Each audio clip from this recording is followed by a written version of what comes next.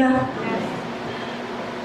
Je commence mon message. Allons ensemble dans Luc 6, verset 12. C'est quand Jésus fait le choix des 12 apôtres parmi ses disciples. Tout le monde y est? Luc 6, verset 12 à 17. On va se laisser enseigner par le Seigneur ce matin. Je lis au nom de Jésus. À cette époque-là, Jésus se retira sur la montagne pour prier. Il passa toute la nuit à prier Dieu. Quand le jour fut levé, il appela ses disciples et il en choisit parmi eux 12 auxquels il donna le nom d'apôtres. Simon, qu'il appela aussi Pierre, André son frère, Jacques, Jean, Philippe, Barthélemy, Matthieu, Thomas, Jacques fils d'Alphée, Simon, appelé le Zélote, Zélateur, Jude, fils de Jacques, et Judas l'Iscariote, celui qui devint un traître. Verset 17. Il descendit avec eux et s'arrêta sur un plateau où se trouvait une foule de ses disciples et une multitude de personnes de toute la Judée, de Jérusalem et du littoral de Tyr et de Sidon. Ils étaient venus l'entendre et pour être guéris de leur maladie. Avant de continuer, je vais juste souligner quelque chose. C'est pas tout le monde. On dit, il choisit 12 apôtres parmi ses disciples. Donc ça veut dire que parmi les disciples, il y a des gens qui seront appelés apôtres, pasteurs, évangélistes, docteurs.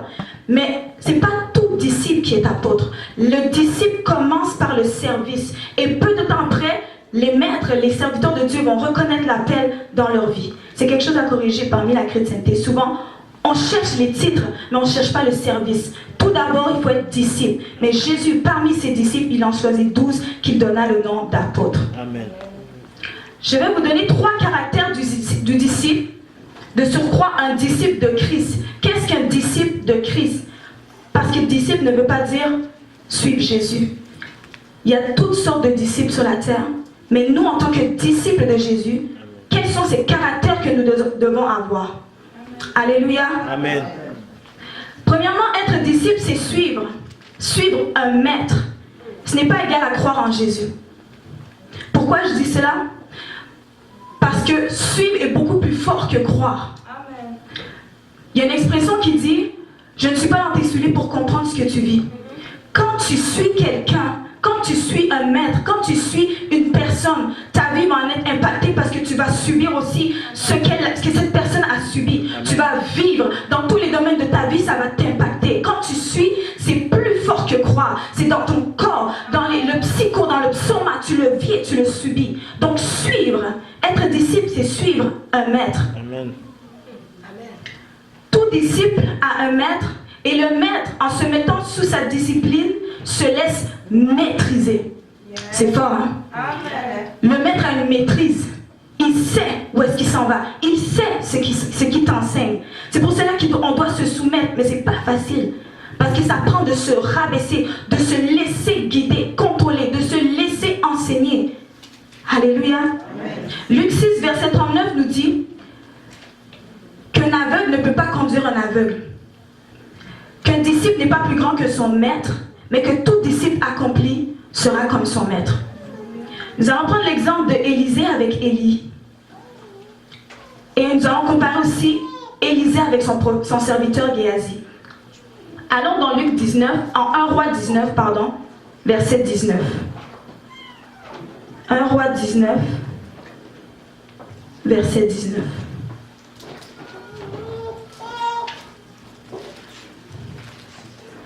C'est l'appel d'Élisée. Appel d'Élisée. Élie partit de là et il trouva Élisée, le fils de Shaphat, en train de labourer. Il y avait devant lui 12 paires de bœufs et lui-même se tenait près de la 12e. Élie s'approcha de lui et jeta son manteau sur lui. Élisée abandonna ses bœufs et courut après Élie. Il lui dit, « Laisse-moi embrasser mon père et ma mère et je te suivrai. » Élie lui répondit, « Vas-y et reviens. Pense en effet à ce que je t'ai fait. » Après s'être éloigné d'Élie, Élisée prit une paire de bœufs qu'il offrit en sacrifice avec le bois de leur attelage Il fit cuire leur viande et la donna à manger au peuple. Puis il se leva, suivit Élie et fut à son service. Quand on décide de suivre Jésus, quand on décide de suivre quelqu'un, quand on décide de suivre la personne pour qui tu es attaché pour apprendre sa doctrine, ça nécessite de délaisser ce qui est derrière toi. L'apôtre nous a enseigné aux leaders le test de la responsabilité, pour ceux qui étaient là. C'est quoi le test de la responsabilité? Dans Marc 10, Jésus parlait à cet homme qui était riche et lui a dit, si tu veux me suivre, il va falloir que tu délaisses tout, que tu laisses ce qui prend ton cœur, ce qui te passionne, ce qui ne te permettra pas d'avancer facilement. Et il est allé, il a donné tout ce qu'il avait et Jésus lui a dit, voyant son cœur, il a dit, ton problème c'est la richesse. Va, donne tout ce que tu as et suis-moi. Ça c'est le test de la responsabilité. Quand on décide de choisir de suivre quelqu'un, il va falloir délaisser. Il va falloir abandonner ce qui nous traîne derrière, ce qui nous bloque, ce qui nous empêche d'avancer. Amen.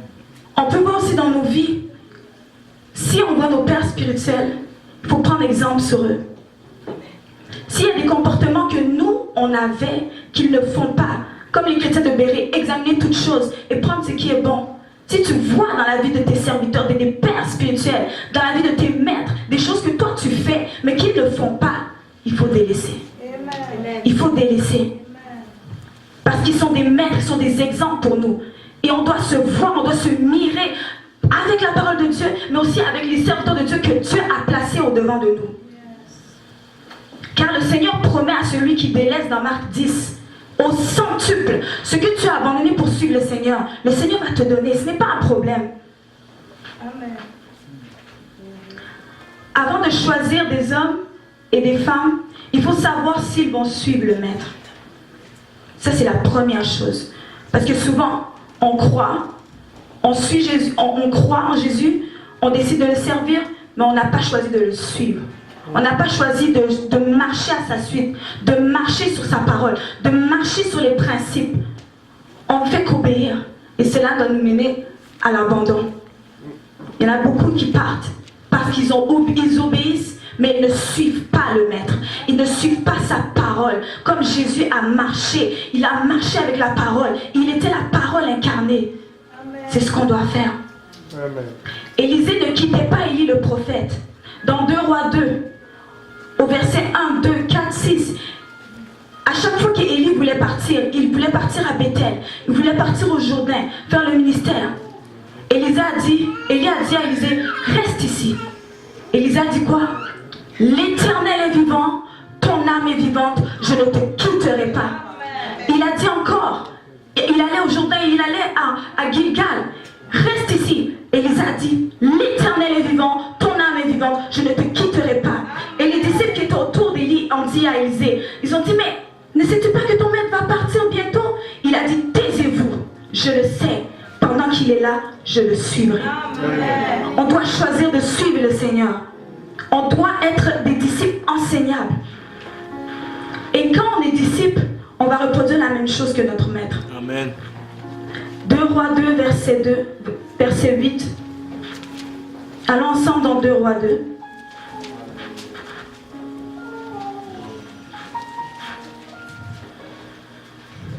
Verset 8. Élie prit alors son manteau, l'enroula et frappa l'eau. Elle se sépara et ils traversèrent tous les deux à pied sec. Ça c'est le miracle d'Élie. Verset 12. Élisée regardait tout en criant, mon père, chars et cavalerie d'Israël. Puis il ne le vit plus. Il prit alors ses habits et les déchira en deux. Il ramassa aussi le manteau qu'Élie avait laissé tomber et repartit. Il s'arrêta sur la rive du Jourdain, prit le manteau d'Élie qu'Élie avait laissé tomber, en frappa l'eau et dit, où est l'Éternel, le Dieu d'Élie? Lorsqu'il frappa l'eau, elle se sépara aussi et il put traverser.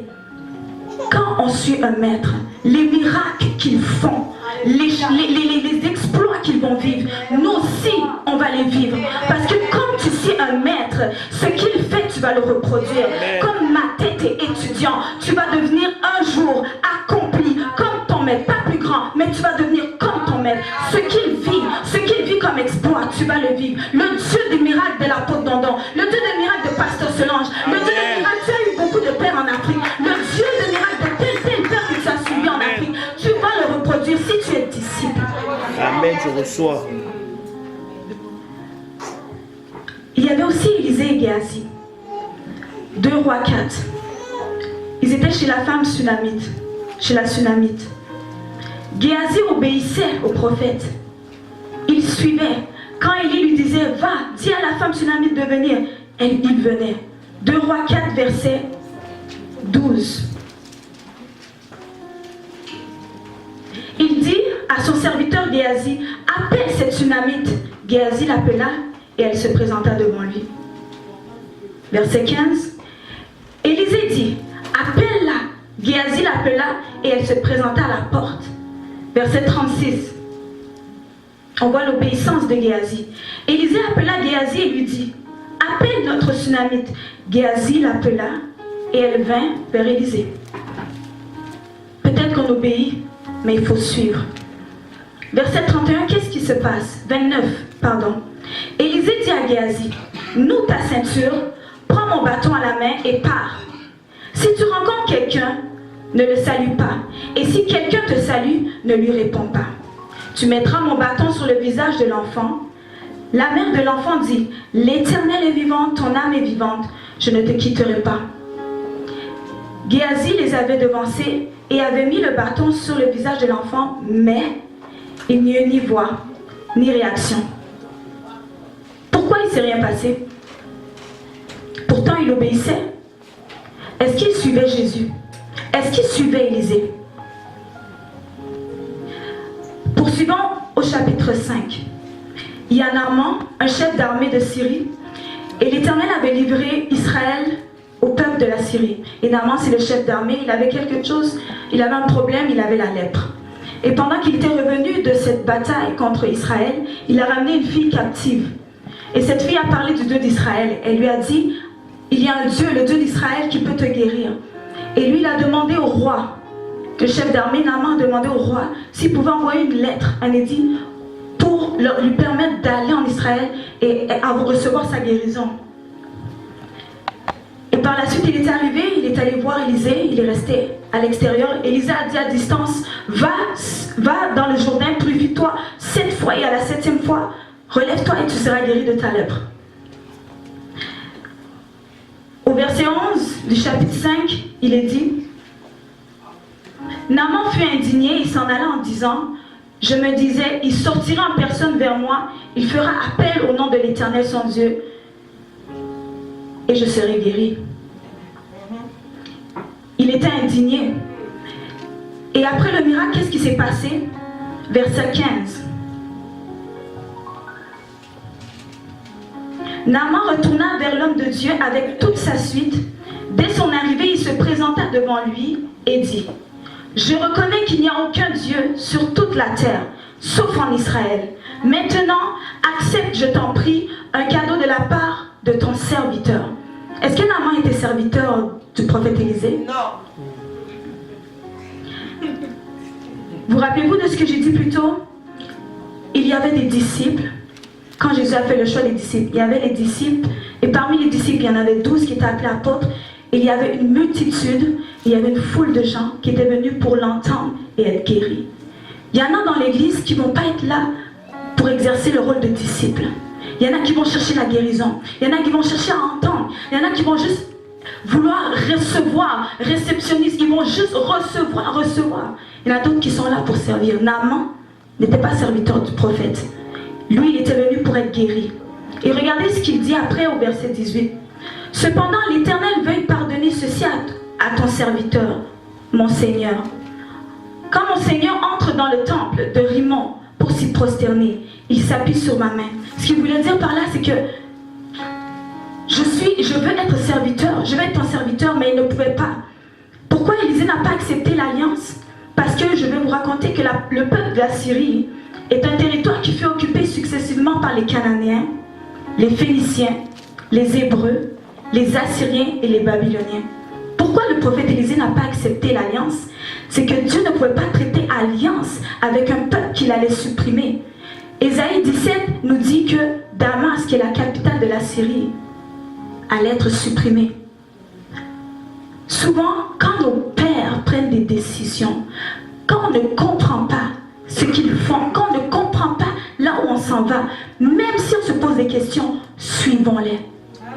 Élisée ici a refusé de faire alliance parce que l'Éternel lui avait dit, sachant que ce peuple allait être supprimé. Vous me suivez? Amen. Qu'est-ce qui s'est passé après Géasi? Géasi a laissé le prophète, il a couru derrière Naaman. Puisqu'il n'avait rien reçu de Élisée, il ne savait pas que quand il allait continuer, il allait avoir un transfert d'onction. Mais il a délaissé cette onction. Il est allé à la suite de Naaman. Pourquoi il n'a pas pu réagir? Pourquoi il n'a pas pu faire la guérison de l'enfant de la Sunamite? Parce que son cœur ne suivait pas Jésus. Il ne suivait pas réellement Jésus. Il suivait Rimon. Rimon, c'est un dieu, un des 12 dieux de la Syrie, le dieu de la fécondité. Son cœur était attaché ailleurs. Il obéissait, on a vu, il obéissait au prophète, mais son cœur n'était pas dedans. Il ne suivait pas le prophète. Il ne suivait pas la parole de Dieu. Élisée a su, il savait que s'il prêtait alliance avec la Syrie, Israël serait supprimé aussi. Sachant cela, suivant nos pères spirituels, il a choisi de courir derrière la bénédiction qu'un homme peut donner. De courir derrière la bénédiction qu'un homme procure momentanément. Et qu'est-ce qu'il a eu? La lèpre de Naaman. Quand nos pères spirituels prennent des décisions, frères, sœurs, soyons soumis. On ne sait pas où est-ce qu'on s'en va, mais Dieu les a instruits, Dieu les a dirigés. Suivons. On ne veut pas attraper la lèpre de Naaman. Non, au nom de Jésus, je ne veux pas. Il a couru derrière l'argent, il a couru. Mais Dieu pouvait lui donner plus que ça. L'argent, c'était quoi? 1 Jean 2 nous dit, n'aimez pas le monde, la convoitise des yeux, l'orgueil dû à la richesse. Cela vient non du Père, mais du monde. Géasi croyait en Dieu, mais Satan aussi croit en Dieu. Mais il ne fait pas ses œuvres, et il ne marche pas à la suite de Jésus. En voyant tes œuvres, on verra de qui tu es disciple. Suivre Jésus. Premier caractère du disciple. Deuxièmement, être disciple, c'est adopter, épouser la vision de son maître. Vous savez, tout le monde a été éduqué à une façon de penser, apprise quelque part, apprise au pays, apprise par la famille, par l'instruction des parents. Et vous savez, l'un des plus grands faiseurs des disciples, c'est Satan. Et oui, hein. Il est dit dans la parole, le monde entier gît sous la puissance, l'influence du malin. On peut avoir plusieurs pères, plusieurs maîtres sur le plan physique, mais dans le plan spirituel, étant donné qu'il y a 2 royaumes, il n'y a que 2 pères, 2 maîtres. Choisis le bon. Matthieu 6, 24. On ne peut servir 2 maîtres. Soit on aimera l'un, soit on haïra l'autre. On aimera l'autre, on haïra l'un. Être disciple, c'est adopter la vision. On va prendre l'exemple de Judas, l'Iscariote. Judas n'a pas compris la vision du maître. Il n'a pas compris là où Jésus s'en allait. J'ai dit, Seigneur, instruis-moi sur Judas l'Iscariote. Qui il était? Comment ça il a failli? C'était dans ton plan, oui, qu'il amène Jésus à la croix pour qu'il puisse sauver nos péchés. Et en allant, j'ai trouvé l'Iscariote. En latin, ça veut dire porteur de dague. Ça veut dire, la dague, c'est une arme blanche. Et cet esprit m'amène plus loin. Il me dit, en araméen, le dérivé de Iscariote, c'est Sicaire. Les Sicaires étaient un groupe de personnes révoltées, groupe de terroristes juifs qui massacraient les Romains. J'ai dit, ok. Et là, il m'a amené dans Jean 13, verset 27. Je vais commencer. Dès que Judas eut pris le morceau, Satan entra en lui. Jésus lui dit, ce que tu fais, fais-le rapidement. Aucun de ceux qui étaient à table ne comprit pourquoi il lui disait cela. Comme Judas tenait la bourse, quelques-uns pensaient que Jésus lui disait, achète ce dont nous avons besoin pour la fête. ou qui lui demandait de donner quelque chose aux pauvres. Après avoir pris le morceau, Judas sortit aussitôt, il faisait nuit. Rapidement, Luc 22, verset 44.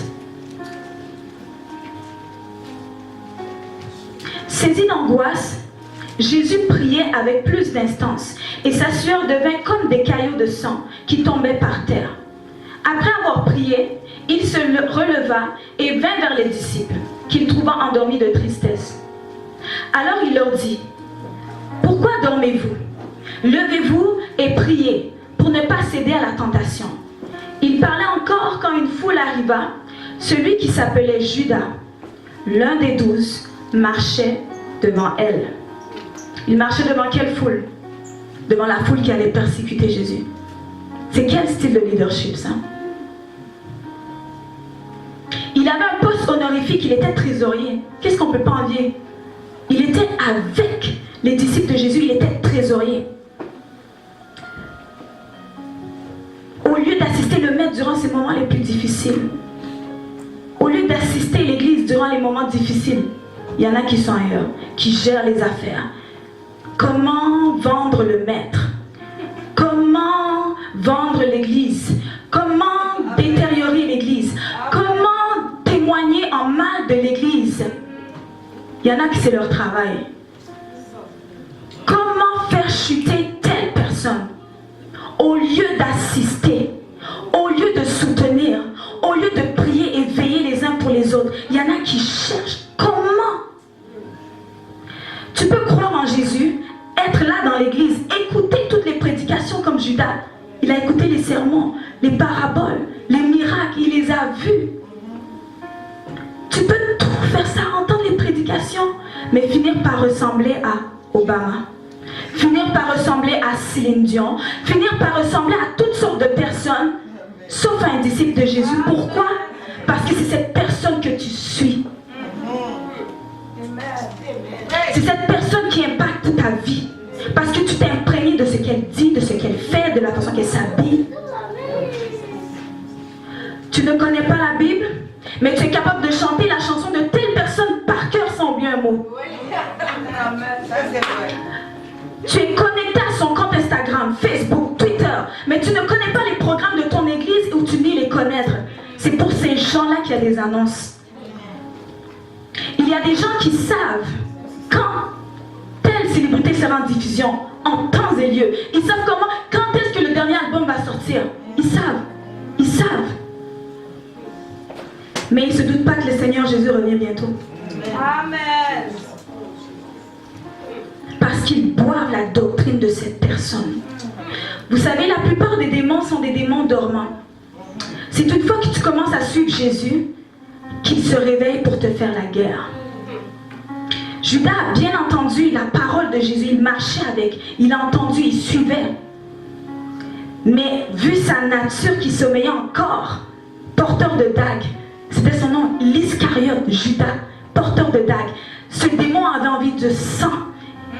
Et comment il a été utilisé? Le démon s'est réveillé. Et tôt ou tard, le démon a demandé du sang. Le sang de qui? Le sang de Jésus. Il y a des démons qui sommeillent, ils sont encore là. Tu veux suivre le Seigneur, mais comme Judas n'avait pas su qui il suivait, sa vision s'arrêtait à la mort, sa vision s'arrêtait à la croix, sa vision s'arrêtait à la chair, sa vision s'arrêtait aux yeux de l'homme. Souvent, il y a des gens que leur vision s'arrête aux crises. Une fois qu'il y a la crise, ils ont disparu. Une fois qu'il y a les problèmes, ils ont disparu parce qu'ils n'ont pas su comprendre là où on devait s'en aller avec Shekinah, là où l'église devait aller. Ils n'ont pas su discerner. Quand l'homme de Dieu a dit, il y aura 200 personnes, les âmes vont accourir dans l'église. Il a dit quoi? Les départements, il va y avoir des gens qui vont s'investir.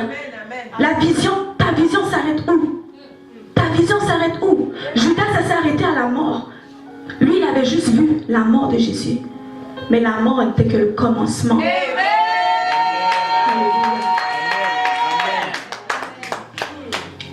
C'est pourquoi, pour certains, le combat s'arrête à la crise. Il faut être des visionnaires. Judas a livré Jésus. Son leadership me dépasse. C'est lui qui était à la tête de la foule qui allait livrer Jésus, au lieu d'être parmi ceux qui priaient avec Jésus. Amen. Il était celui qui lidait. ceux qui étaient les opposants de Jésus. Il y en a comme ça aussi dans l'église. Au lieu de marcher à la suite, ils marchent en face pour confronter les bonnes personnes, pour confronter la vérité. Mais attention, acte 1, verset 16, Judas est mort affreusement. À cause de l'argent, il a acheté une terre. Ce que tu suis, ce que tu aimes, ce qui te guide, Judas, c'était l'argent. Ce que tu suis, l'amour de l'argent, pour d'autres, c'est d'autres choses. L'esprit de l'amour de l'argent, l'esprit d'avidité, lui-même s'est occupé de Judas. Il a livré à son maître, Satan, la mort. Fais attention à ce que tu suis. Fais attention à ce qui te guide. Fais attention à ce qui te commande. Parce que tôt ou tard, si ce n'est pas bon, il va te livrer à son Dieu. Et je dis, il y a deux maîtres. Jésus, le royaume des cieux, ou les ténèbres. Ne nous aventurons pas à combattre l'onction, car en la suivant, cela nous procurera la vie. Mais en s'y opposant, la mort spirituelle. Soyons comme Josué et Caleb. Qu'est-ce qu'ils ont fait? Dans Nombre 13, malgré que tout le peuple d'Israël qui était sorti d'Égypte avait dit non, ils murmuraient. Ils disaient, qui est ce berger? Qui est ce leader qui nous conduit? On n'a pas d'eau, on n'a rien, on périt ici. On nous a fait sortir d'Égypte là où on mangeait bien pour nous faire périr en désert. Josué et Caleb, qu'est-ce qu'ils ont dit? Quand je lisais, je me suis dit, est-ce qu'ils ont fait exprès pour envoyer et Josué pour aller comme espion pour qu'ils puissent se faire tuer par les géants fils d'Anak? On dirait ils ont dit, oh, envoyons Caleb et Josué, ils vont aller, peut-être qu'ils vont mourir. Comme ça, nous, on va partir, on va faire une crise, on va retourner en Égypte. Ils ont dit, Caleb, Josué, soyez nos représentants. Ils sont partis avec leur foi. Ils sont allés, ils ont pris les fruits, ils ont ramené en Israël, ils ont ramené parmi le peuple d'Israël. Et ils ont dit, regardez, oui, on a vu les géants fils d'Anak, on les a vus les géants, mais nous, on va s'accaparer de cette terre, on va aller, on va monter et on va prendre. Et la vigne, la grappe de raisin, c'est un des 3 fruits, comme l'apôtre nous a dit, un des 3 fruits d'Israël. Ils ont dit, il y a de l'espoir. Ils sont allés chercher, ils ont dit non, même si, parce que le Père a reçu la vision, parce que Moïse a entendu la voix de l'Éternel qui lui a dit que nous allons avoir une terre promise qui est Canaan. Parce qu'il a dit cela, ce sont les 2 seuls de leur génération qui ont pu entrer en terre promise. Soyons comme les Josué et les Caleb, qui n'ont pas avoir peur de s'opposer à tout ce que les gens disent, les flots et marées, les pensées, les oppositions, tout ça. Il ne faut pas être comme Judas. Que notre vision ne s'arrête pas à la mort, à la croix, à l'impossibilité. Que notre vision aille comme Josué et Caleb. Parce que ceux qui vont aller jusqu'à là-bas, ils vont pouvoir entrer. Ils vont voir ce que les hommes de Dieu avaient dit. Eux, ils vont le voir. Ils vont le voir s'accomplir. Ce sont les Caleb et les Josué.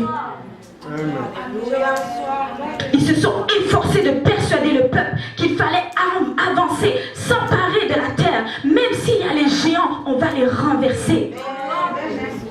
Entre dans la vision de Shekinah. Dis à ton voisin, entre dans la vision de Shekinah. Parce qu'il y en a qui ne sont pas encore entrés dans la vision de Shekinah. Il y en a qui sont encore à la porte. Il y en a qui observent de loin. Est-ce qu'ils vont réussir, ces gens-là? Est-ce qu'ils vont réussir? Amen. Amen. Et pour terminer, un disciple, premièrement j'avais dit un disciple c'est quelqu'un qui est capable de suivre, qui doit suivre un maître. En deuxième lieu, j'ai dit un disciple c'est quelqu'un qui va épouser la vision de son maître. Et pour terminer, un disciple doit bouleverser son monde, doit bouleverser les mondes, doit bouleverser les aïons, les siècles. Acte 17 verset 6. Il est dit que Paul et Silas, quand ils sont allés en Thessalonique, ils sont allés en Bérée. Les gens ont vu, ils parlaient de la parole et ils sont arrivés et les gens les ont pris. Ils ont dit, ces gens qui ont bouleversé le monde sont arrivés parmi nous. Et ils se sont simplement, ils étaient de passage à Thessalonique. Quand tu vas être de passage quelque part, parce que tu es investi de gloire, parce que tu es investi de puissance, parce que tu connais qui tu es, parce que tu suis le maître, parce que tu as épousé sa vision, parce que tu sais là où tu t'en vas, les gens vont être dérangés par l'onction que tu dégages.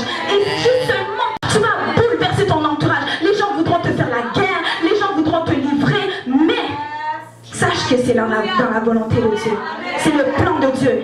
Un disciple accompli doit être comme le maître. Jésus jusqu'à aujourd'hui, depuis l'an 0, 2017, on continue à parler de Jésus. Son esprit est encore en mouvement. On parle encore de sa parole. Chaque jour, chaque seconde, il y a toujours quelqu'un qui écoute la voix de Jésus, qui accepte, qui donne sa vie à Jésus. Jusqu'à aujourd'hui, le maître encore, on parle de lui. Nous aussi, on doit bouleverser le monde.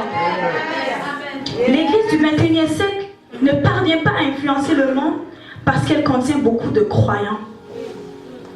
Les croyants croient point à la ligne. Les croyants sont les gens qui vont venir pour entendre, être guéris, entendre, être guéris, entendre, on va leur dire de travailler, entendre, être guéri, c'est tout. Acte 4, 13. Allons ensemble dans Acte 4, verset 13.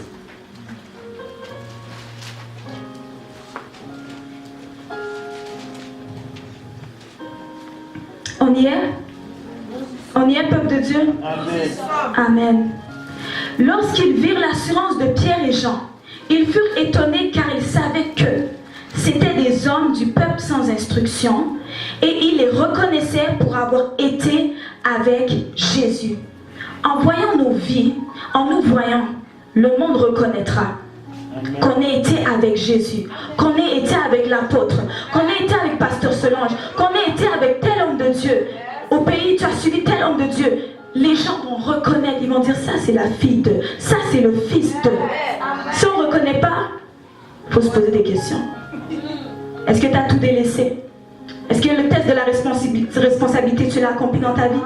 Qu'est-ce qui te bloque encore? Qu'est-ce qui te retient encore derrière? De qui es-tu disciple?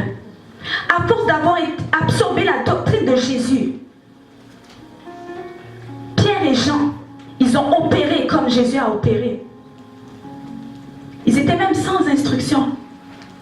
Il n'y a pas d'impossibilité avec Dieu.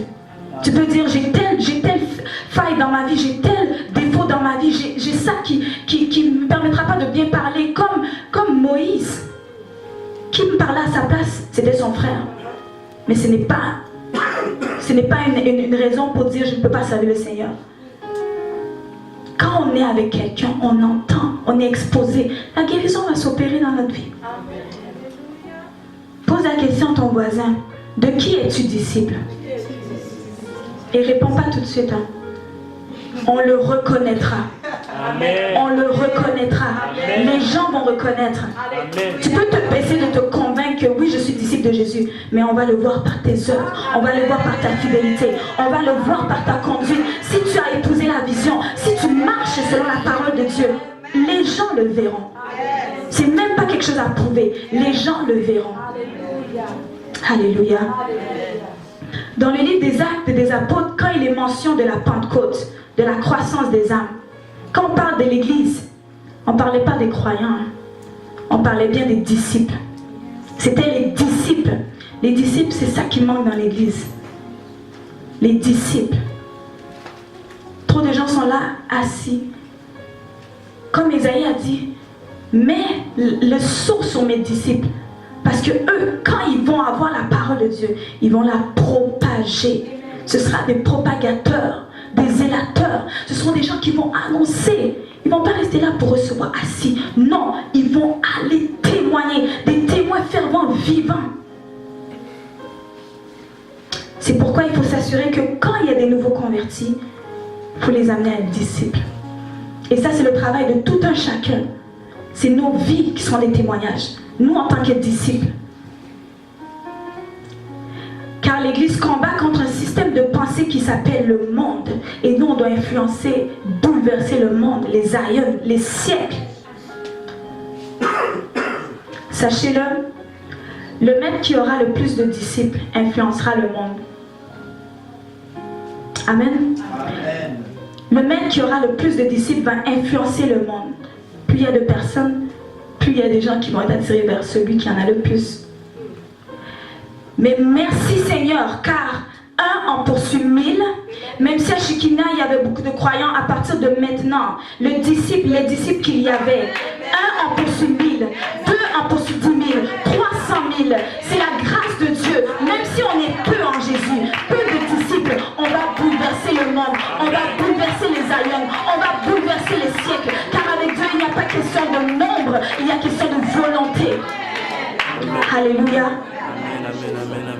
On n'a pas besoin d'être une multitude avec Jésus. C'est ce qui m'a consolée. J'ai dit, Seigneur, tu as dit que puis le maître qui aura le plus de disciples va influencer le monde. Mais Seigneur, je n'ai pas encore influencé mon oikos, là où tu m'as placé, mon Éden. Mais il a dit, l'Éternel est avec nous. C'est lui-même qui s'occupe d'aller là où on ne peut pas aller. Amen. Si on ne peut pas aller en Afrique, là, en ces moments présents, le Seigneur va envoyer son esprit. Il va toucher telle personne pour que la parole soit propagée. Ça, c'est la force qu'on a en Jésus. Amen. Alléluia. Amen. C'était la parole que j'avais pour vous ce matin. Amen. De qui es-tu disciple? Amen. De qui es-tu disciple? Choisis d'être disciple de Jésus. Amen. Choisis d'être un vrai disciple accompli, qui va être étudiant, qui va être assis, se laissant enseigner. Un disciple qui suit, un disciple qui épouse la vision et un disciple qui va bouleverser son monde.